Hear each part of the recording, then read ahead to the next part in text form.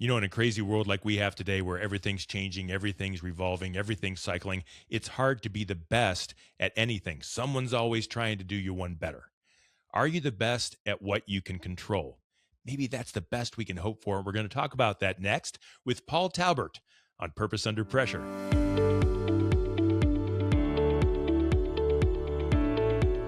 Well, welcome back. My name is Bryan, and this is Purpose Under Pressure. It's a podcast about developing sales and leadership success on purpose and under pressure. It's brought to you by the professional sales and leadership training team at Sandler by the Ruby Group. You'll find them in Akron and Columbus, Ohio. They're in Jacksonville, Florida, where I'd like to be right about now. Also in Capital Region, New York. They do their work on purpose so you and your team can represent that way. If your people are out there setting expectations, making deals, building relationships, isn't that the way you want it done? The way you want it done on purpose, reflective of you, reflective of your leadership style and of your culture.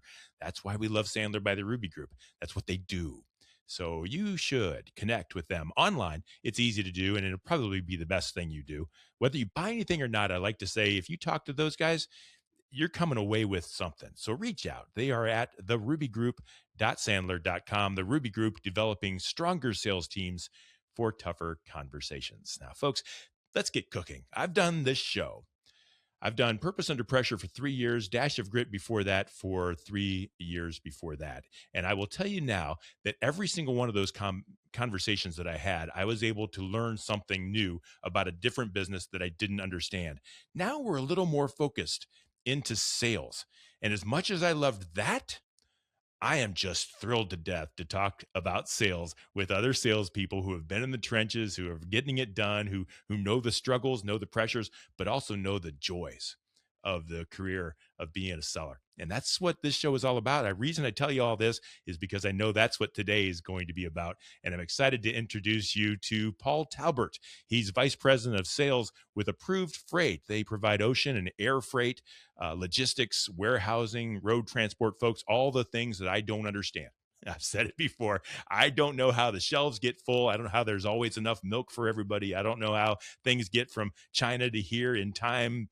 I don't get it, but these guys do, and I'm excited to talk about it. Paul Talbert, welcome to Purpose Under Pressure. Thanks, Bryan. Glad to be here. I'm really glad you're here too, and I just set it up. I have no idea how logistics works, but can you tell me a little bit more about Approved Freight, what you guys are doing, what you're all about, why you do what you do, and we're going to dig in. Absolutely. So approved freight. Who are we? We are Jones Act experts.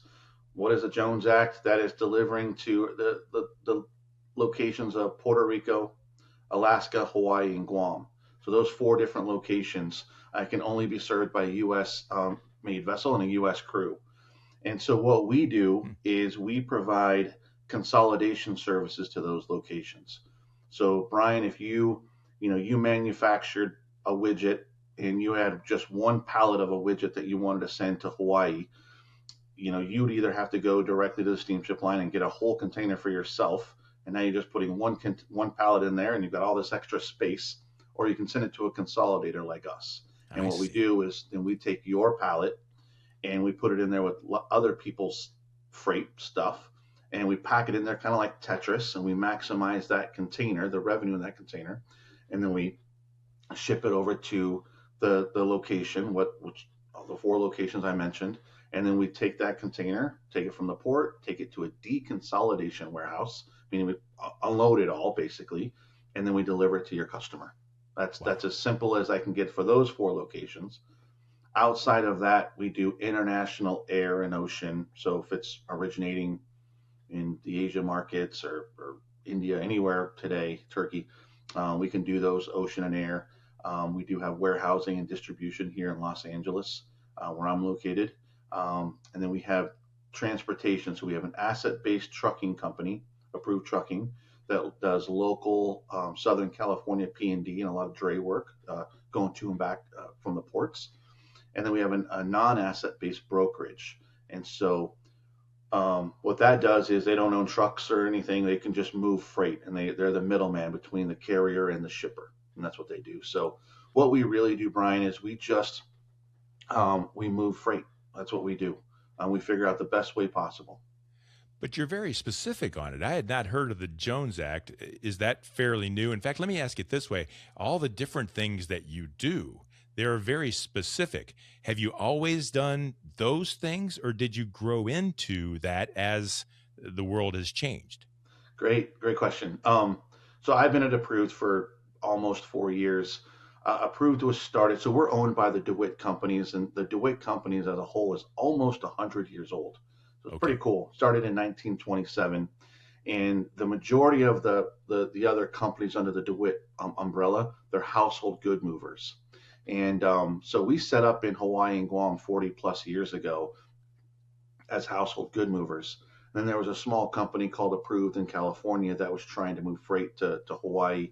And I wasn't here back then, but the different stories I've heard is, hey, we've got a delivery company here in Hawaii that can deliver stuff. Let's partner with a company in California. And so everything that we have done is really just a value add. So, for example, the non-asset based brokerage. If you had a pallet and you're in Ohio and your manufacturing plant was in Ohio and you said, I got to get this to Hawaii, we'd say, great, get it to our dock here in City of Industry. We'll consolidate it like we mentioned. We'll get it to Hawaii. And if you came to me and said, well, I don't know how to get my pallet from Ohio to you, then our brokerage was born. It was like, okay, I we can see. go and find a carrier to get it from you to us, and then we'll figure that out. Um, our trucking company was formed primarily because we do a lot of dray work. And instead of giving it to another carrier, why not do that ourselves? And then we have a lot of local Southern California shippers that are shipping stuff to Hawaii and Guam and all around the world. Well, let's just go pick that up on our own truck. Yeah. And so finding those synergies is how each one of these things has grown. Our warehousing, we've got 110,000 square feet here in the City of Industry. And again, 4 years ago, it was really just a cross dock for our Hawaii and Guam business, and we did some warehousing, as needed. But then COVID happened, the market changed, the warehousing changed, and our storage rate increased dramatically because of just where the market was at the time, where that forced us to change the way we looked at our warehouse and turn it into a distribution center. So we had to go out and we had to put in some racking and find some long-term warehousing customers. So that really leads me into the next. That's kind of where I wanted to go. I'm glad we're talking about change because you're, as a sales team, you're charged with going out and finding businesses, right? Mm-hmm. And starting relationships for people that need to get these things where they need to get them on time, safe, inexpensive, or at least efficiently. Mm-hmm. And yet, the world changes lately, like by the day. And even today, as we speak, we had an international incident, for the lack of better words, in Iran this Mm-hmm. weekend. Yep. Things have to just really affect quickly. How do you manage change? We'll talk about sales a little bit, but I'm interested in the actual delivery part. How do you make sure your customers are always satisfied given all the change that you must be dealing with? Whoa, Brian, that's a good Is that a question. big one? 8 Do we a.m. need on a another podcast for this? well at 8 a.m. on a Monday. That's a good one. No, I think the biggest thing for us, Brian, is always going to be let's be the best at controlling the controllables. I There's a love lot of that. things outside of our purview that we can't really control. And how do we do that? What are those things? A lot of those things are we're focused on proactive communication. It's our brand promise that we've developed over the past year is handling your shipment from you know end to end or A to B or whatever you want to call it. But really for us is the only way we can manage through change is just um, being the best at really doing what we can to control the controllables, and then the things that are of our outside of our window, I guess, is just we gotta be able to adjust and be flexible to those. Um, but managing the things that we can make an impact on, communication is going to be huge. Um, Being easy to do business with, all of those things, but just being the best at controlling what we can, what is in our grasp, I guess. Yeah. And that's sometimes hard for a seller, isn't it? Is to know that there's things that I can't control. There's people at your level who are Mm-hmm. trying to control it, and Yep. sellers are just doing the best they can, and a lot of things are out of their hands. So let's talk a little bit about the pressures that you Okay. go through as a company, as a vice president of sales, making sure your team is selling properly, is equipped properly, making sure that the right culture is there, because it's got to be difficult on a seller there. Oh boy. Yeah, culture is probably the biggest driver for us. Bryan, I we have a growth strategy, and we're part of this EOS leadership traction thing that we're Yeah. doing as a Hmm. company, and a lot of that is giving us direction and kind of an end goal of what getting everybody on the bus and getting everyone rowing and going in the same direction. Um, but there's a fine line between culture and pressure. I think in what really when it comes to sales. For example, I'm a big proponent of being as transparent as possible. I mean, transparent commission plan and commission structure. We have it now to where our sales team can basically each quarter tells me, hey, I've earned this much commission. You can track it through a BI tool that we have. You can see how your customers are doing. You can see how they're operating month over month and year over year. And when I think about strong culture, I think about enjoying what you do, feeling heard, getting the support from leadership, um, having opinions, wanting to come to work on a Sunday night and a Monday morning, right? We've all seen the things. But then when holding people accountable, when you have that pressure of, hey, Bryan, you're doing a great job. You're doing a lot of the things that we're asking you to, but we're not seeing the prospecting, or we're not seeing you. We're a big Sandler house too. You're not doing your cookbook. Again, that's a big thing. That's where I kind of stuttered there for a second, because culture Yeah. is one thing. You know, when you work I know when you work for me, I'm all in. I want you to succeed. Your success is our success, all those things. But there is that fine line of, hey, I want you to succeed, and we need you to succeed faster, or what? Let's figure out why you're not succeeding. And I've seen that kind of come back and bite me a little bit, because there's being nice, and there's being supportive, and then there's being um, I don't know, not taking advantage of it. It's just there's that fine line of holding people accountable. Hmm. And having that strong culture. So, Can you give me an example of that? And the reason I say that is that I just did a podcast here recently. We were talking about salespeople always wanting to do better. Like there's Sandler sales mm-hmm, training. There's so many mm-hmm, different trainings. There's conferences. There's books. There's right. podcasts.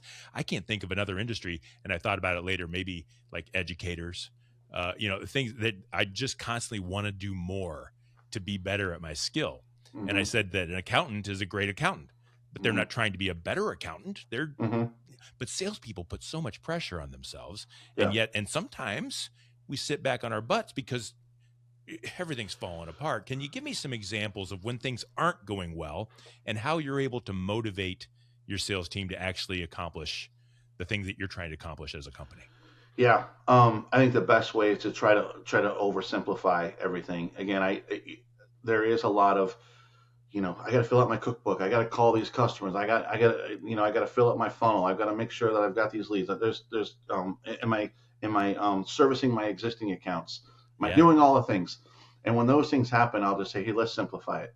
Let's look at who you're prospecting, and what do we know, what don't we know. And oversimplifying it to me is, are we curious? Do we know everything about them? Do we know everything about these prospects? Do we know where are we at? Let's just go back to the basics and forget about all this other fluff stuff. Let's just go back to Yeah. the basics. That's the only way I know to do it, is just to oversimplify it. And then a lot of them could be one-on-one conversations about. I actually really enjoy when somebody calls me up on a Monday and says, Paul, I'm not feeling it today. I've had a rough weekend, or whatever the situation may be. I get it. Let's recharge our batteries. Let's figure out. Let's go into the CRM and let's look and see what we can do. Instead of someone that just kind of packs it in for the day and doesn't do much, because there's a lot of autonomy and a Fakes lot it. of freedom in sales, that we Yeah, have. there is. So let's just simplify it. Let's get back to basics and see what's working and then what's not working, and let's kind of walk through it. Try to be relatable. We all struggle. We've got inside sales teams now that I tell them, you're way better at that than I am. I've never been a good inside salesperson. I'm okay when I get in front of somebody, but calling someone on the phone that I don't know, let's talk through that. And then sometimes I don't know, maybe it makes them feel better to say, oh man, okay, I'm not the only one struggling. Just kind of be relatable. So I that's think it. different product lines require different abilities, and I'm interested. You have inside sales, you have outside sales. You've been doing it for many years. It's a lot of change. If you could think of your favorite best seller and you think of their qualities, what Mm-hmm. makes them good, if you could duplicate them 10 times and all of a sudden you've got an all-star staff, what are some of those qualities that are going to help you do your job best Yep. at Approved Freight? Oh, I can think of someone I was told not to bring up names, so I won't. But I can think of someone right now: relentless, curious, Relentless. collaborative, competitive, um, driven, um, motivated, and motivated by not only just money. Because and I know it's I'll interview. What motivates you? Ah, my wife and kids. Great, love that. So am I. But most people are in sales because they want to control their income. So That's I right. want to hear that you're motivated by money. But those are that's if you're that's the biggest that those are the qualities I look for that are really helpful. The biggest thing, Brian, is just be curious. Know why. Ask the questions. Don't be afraid to find out what's going on. And that's a big thing with Sandler. That's why I love Sandler so much. Is when you uncover a pain or a pain point and you go, wow, you bring that up. It's the second time you brought that up. Can we dig into that a little bit? Why is that so painful? Why is that so, and you use those emotional words. That's what we were talking about going to my first boot camp ever. That's when I kept raising my hand going, oh, that happens to me all the time. And learning, if you're really a good active listener and you can sit back and just be curious, you can get a lot of things solved. And I think the best salespeople that are curious can do two things. They can qualify, but even more importantly, they can disqualify an opportunity. That way, if you disqualify something that's not real, or you're not wasting resources, or you're not wasting time and money and all those things going after something that's not real.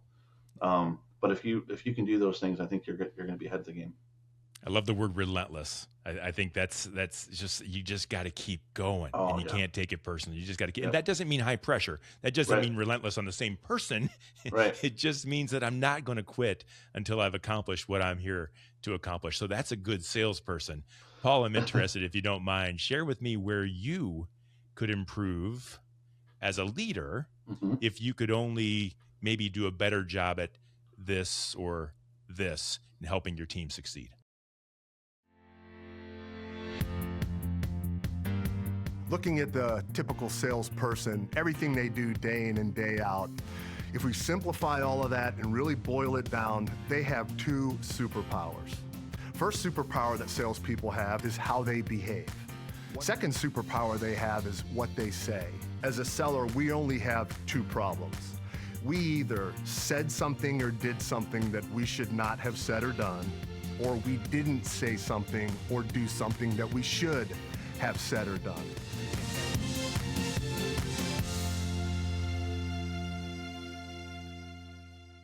Paul, I'm interested, if you don't mind, share with me where you could improve as a leader hmm if you could only maybe do a better job at this or this in helping your team succeed. Brian, that's something. It's funny. I report to our CEO and president, and he kind of laughs at me sometimes because I say every day when I leave work, I replay every conversation in my head, every interaction within the office, every Teams call. I'll look back at notes, and I'm always trying to figure out what did I do right, and then what can I improve on. Not what I did wrong, but what can I improve on. For me as a leader, Brian, I think it's constantly trying to make sure that we have a key differentiator in the market. There's lots of companies that do what we do. They're all great competitors. They do a great job delivering to the Jones Act. But what is going to differentiate us? And that's it. And if when we fill those things out, or we finally we narrow down what differentiates us, is arming the sales team with that so they can go out into the market and really start to talk about, when they're putting their 30-second commercial together. Those are things that we bring up as those case studies. Hey, this is why customers use us, is typically they're frustrated by this, and we're going through it. But you got to have a differentiator in there, and you got to bring up something that's going to be relatable and potentially a challenge or a pain point with the customer. And that's my biggest challenge is we have to reinvent ourselves every single day, every week, every month. The world, like you mentioned earlier, the world is changing.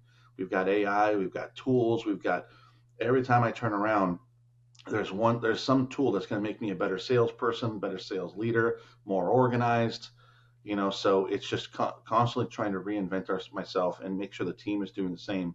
But it's making sure that we know and I provide what differentiates us from our competitors. Yeah.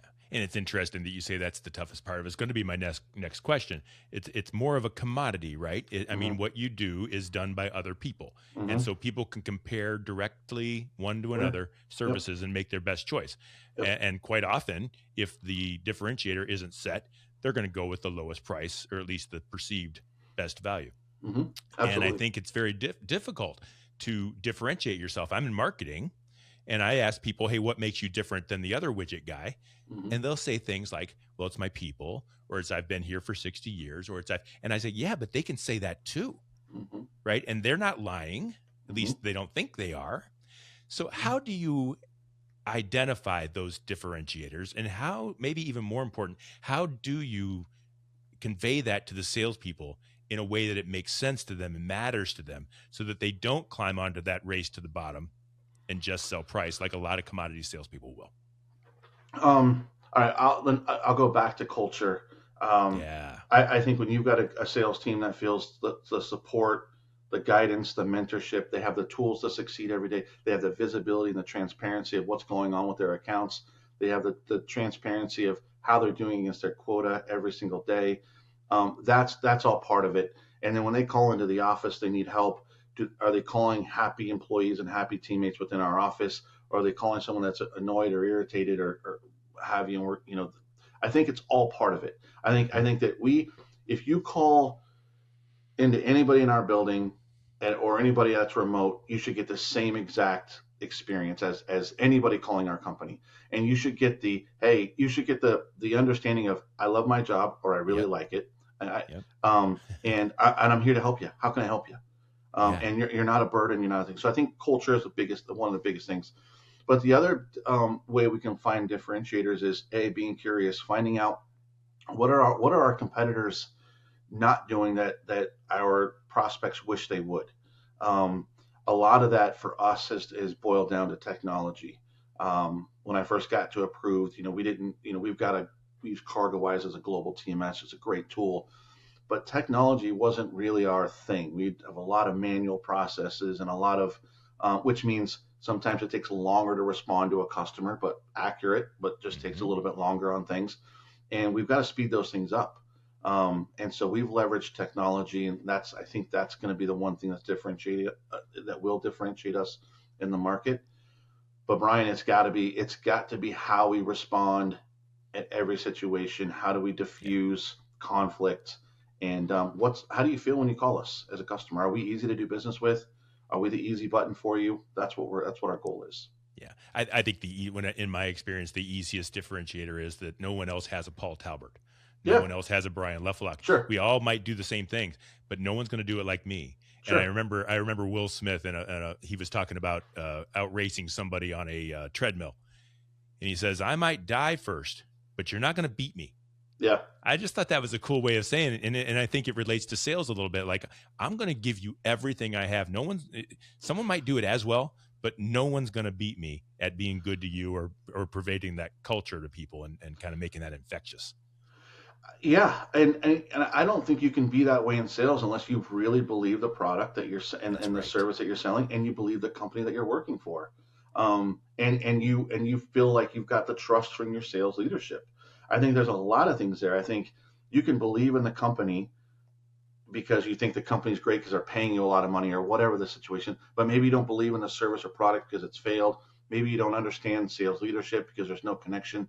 You're not going to give it 100%. You're not going to have that Will Smith attitude. You're not going to have that. But if you have all of those things, that's where the that's where the gold is. That's where you can figure that, and to figure that out, Bryan, is that's my biggest challenge, right? That's it. You got a lot of things. I think we provide an unbelievable service, especially to the Jones Act. We're experts. We got experts and boots on the ground everywhere, and I believe what we do is we really take care of your freight. Um, what we're really working on is proactive communication. I want to tell Bryan what's going on with his shipment before Bryan asks me what's going on with his shipment. I want you to know that before that. And then what that does is it gives the sales team that confidence to go, man, we really are taking care of your customer, our customer's freight, and feel good about selling that. And then when you're out there talking to new prospects, go, hey, let me tell you about a situation where Bryan didn't know what was going on in his freight until we reached out to him and told him that it was delayed or there was a damage or whatever. And you know what? That allowed Bryan to call his customer and say and get ahead of all these things instead of. And how does that relate to you? Did you ever come across that? I mean, so there's so many little things that add up that can really help the sales team. But it's all going to start with the culture, our process, being easy to do business with. All of those things I think are important. So I might have saved the biggest question for the end, which is a rookie move on a host here, but I got to ask you a big one. The world is changing again so fast, and I'm interested in the future. I know the economy drives what you do. I know COVID shut down logistics and then powered it through a resurgence. I mean, there's so many different things that can become pressure for you. What's on the horizon? What are you looking at that's going to cause some hurdles that you're going to have to overcome to stay on top? It's just that it's Same Bryan. thing. It's the world is changing every single day. Technology is changing. Like I said, there are tools out there that can help you be faster and more accurate. I think it's just being on the edge of what's happening in our space, and then being on the edge of what does the customer really expect, and what's that experience really look like. And again, that could change. Something that's important to them today might not have been important to them a month ago or 2 years ago or whenever the last time we were in there. So it's finding that out, but we have to consistently evolve, not only just as people, Bryan, but as salespeople, sales leaders within our company. I can tell you, I joined approved July of 2022. We're not even close to the same company we were when I started this company. That fast, that quick of a cycle. It is. Wow. We've got. Again, when I remember back walking through our building, meeting the team, and when I walk in the office, when I'm in the office, just completely different. The mindset's different. The goals are different. Everyone is speaking the same language. Number one, first thing we did is we brought in Sandler. I said, hey, when was the last time we had sales training? I read a book one time, and and so on and so forth. But which is all. It's most 98. That's it. I don't know most people. That's what they say. Yeah. I was like, man, I met these guys at Sandler. We got to bring them in. Did that. Something that our corporate at the corporate level we did was bring in EOS traction. Which I think is really helped us all get on the same page. We're just constantly evolving, and I think it was at a Sandler event where they said that they showed the guy from the New York Times. And help me if this was Sandler. I think it was in the 90s. There was an article that said no one is going to be reading the news on the internet, and we had to redact it. Was that a Sandler thing? It was at a comment. Yeah. They had to redact it because he's like, no one's going to adopt the internet. I think that's where we're at with AI. If you are late to the game in AI to figure out how this can really help your business, and enhance it, I think you are going to be late to the game. And so we're trying to figure that out now, and where number one, the safety measures, a lot of company information, a lot of, revenue and all that stuff out there. So how do we partner with the right thing? When is it the right time to really step into that space? So we're looking at all those avenues. And again, we're leveraging technology because we've got to evolve. Number one, we've got to be faster to the customer. That's the expectation. We've got to put things in their hands that they can do a lot of the work themselves online and give them the tools. And then we've got to make things easier and take the manual process out. And so if you're a larger company, you don't want to send an email of that, hey, I've got 100 emails because you have 100 shipments. Let's do some integration with your ERP and let's simplify it, because I think corporations now too, they're doing more with less. And so when you have less people at a company, you can't keep adding hats to them, and you want to make their job easier. So But that's our biggest thing is how do we evolve, Brian? And we've thought about this for the last 4 years. I believe we approved are on the cutting edge of that, and I think we're ahead of the game in a lot of ways. It took a long time to get to this point, but now I'm very confident of where we're at. And I think we're setting ourselves up for the future with that. You're doing the right thing, and I think one of the great things about this show, whether people are in the logistics or they're selling candles in their house, the issues are the same. How can I stay on top? How can I out deliver? How can I build the right culture? How can I deliver excellence? Yep. And I think it doesn't change. What does change is that some people just kind of wash their hands of it and give up and say, "I'm good enough." Yep. And that's the first slide down. Last question, Paul. What type of business? What kind of business is having what kind of a problem that they would benefit themselves by calling someone like you, or even someone that does business the same way you do, to help them to succeed? And then how would they find you? Right. Really, if I just focus on the Jones Act, so if you're a manufacturer or distributor and you're delivering, you have customers in those locations, Puerto Rico, Hawaii, Guam, Alaska, and whether you've been doing it the same way the entire time you broke into those markets, or you're looking for a new way, it never hurts to have a conversation to figure out how are we doing, how are we impacting customers, because I don't know. And again, I don't know what other people struggle with. I know what people the customers that we are fortunate enough to help and work with and team up with. But it would be, hey, if you're struggling, or not even if you're struggling, if you just like to learn more about our company, so that we can learn more about you, I'd love to have that conversation. Yeah. If you're struggling with the current tariff situation and where you're sourcing your goods from the different international origins, and you're just looking, you want to look for another option, we'd love to chat with you. If you have a lot of just-in-time freight that's got to move by air, whether it's going to any of those 4 locations in the Jones Act or anywhere in the world, we'd love to have those conversations. If you're, I think that, we've got brokerage and asset base, but the other thing is, if you're looking for a West Coast distributor or a location where you can bring your stuff in and warehouse it, store it, distribute from there, we'd love to chat. That's really, our website is approvedforwarders.com, fairly easy to figure out. We've just changed it, so you'll see a lot of the verbiage will talk about being Jones Act experts, but then I'm on LinkedIn, would love to chat. But that's it. Again, Brian, I'm not. I sometimes I struggle with. I don't know if we're better than anyone else. I'm talking about our competitors. I don't know if we're more innovative. I don't know if we're even a better sales team, or if I'm even a better sales leader. Right. But what I can tell you is we're going to find out, and we're going to try to uncover whatever we can by just having a conversation, and learning more about you. Paul Talbert, he's Vice President of Sales with Approved Freight. Paul, thank you so much for sharing. Thank you for being open, and thank you for being honest and sharing us about Approved Freight, but also about your career as and philosophy of sales there at Approved Freight. You got it, Brian. Thanks for having me. That's Paul Talbert. He's our guest on Purpose Under Pressure. And folks, now you know, I don't want to make this a commercial, but did you hear him say, what's something that you wish your current partner could do? In other words, you assume that they have a partnership, you assume that they're happy, and that's all good. And if they don't want to switch to you, that's okay.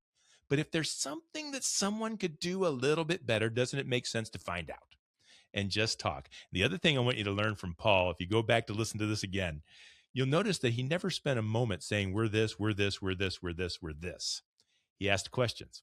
How can we help? What's going wrong? Where are the opportunities? See, that's the difference. That's how you sell. That's the way I was taught to sell. And that's the way I think Sandler helps people sell too. So that's just a little bit of me up on my soapbox, hoping that this whole sales world just gets better at what they do. So thank you very much, Paul, for being our guest on Purpose Under Pressure. And folks, thank you so much for being here. Thanks for listening. Thanks for watching. We do this every week. We do this multiple times a week. So if you will subscribe, you won't miss a show. And if you like the show, you'll be telling someone else that it's worth their time as well. You'll find all past episodes of Purpose Under Pressure at bryanmediastrategies.com/podcast and wherever you stream your favorite shows. It's brought to you by the Ruby Group, developing stronger sales teams for tougher conversations. Until next time, no matter how high the pressure gets, remember, you'll be okay if you stay on purpose.